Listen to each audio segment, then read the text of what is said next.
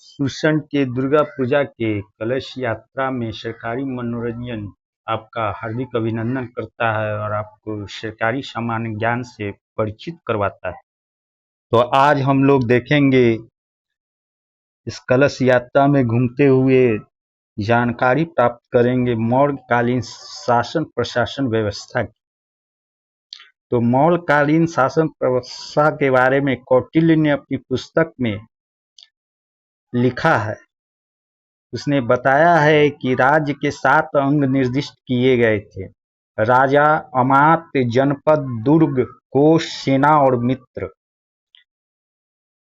कौटिल्यकृत अर्थशास्त्र में केंद्रीय प्रशासन के लिए 18 विभागों का उल्लेख मिलता है, जिसे तीर्थ कहा गया है।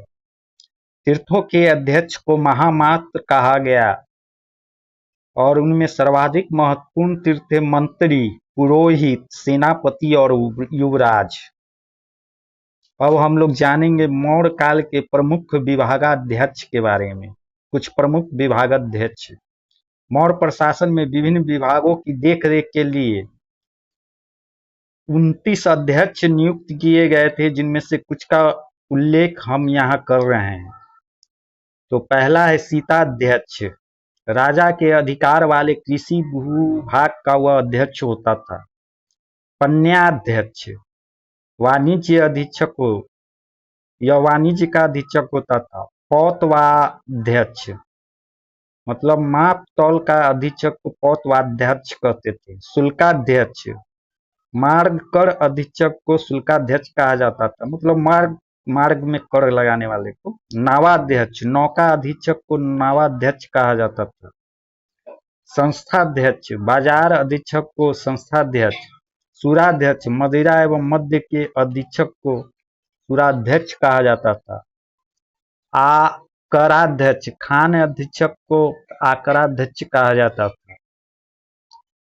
लोहाध्यक्ष लोहा से संबंधित खनिज के अधीक्षक को लोहाध्यक्ष। नमकाध्यक्ष नमक से संबंधित कार्य वाले को नमकाध्यक्ष।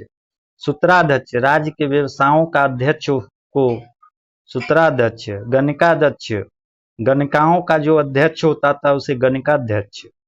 लक्षणाध्यक्ष मुद्रा नीति पर नियंत्रण रखने वालों को लक्षणाध्यक्ष। एग्रोनोमोई जिले के अधिकारी को एग्रोनोमोई कहा जाता था।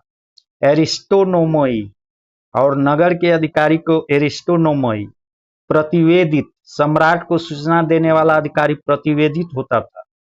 रूपदर्शक मुद्राओं को परीक्षण करने वाला तथा आय व्यय का लेखा जोखा रखने वाला रूपदर्शक होता था। विविताध्यक्ष चरगाह क्षेत्र का अधिकारी को विविताध्यक्ष कहा जाता था। उसी तरह मौर्यकालीन प्रांत मंडलों में मंडल जिलों में तथा जिले स्थानीय निकायों में बटे हुए थे। कुछ मौर्य साम्राज्य के प्रांत को हम देखते हैं, जैसे उत्तरापथ प्रांत जो पाकिस्तान में था।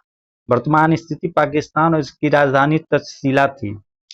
प्राच्य एवं मध्य देश यह बिहार, वर्तमान स्थिति बिहार और इसकी राजधानी पाटलिपुत्र थी।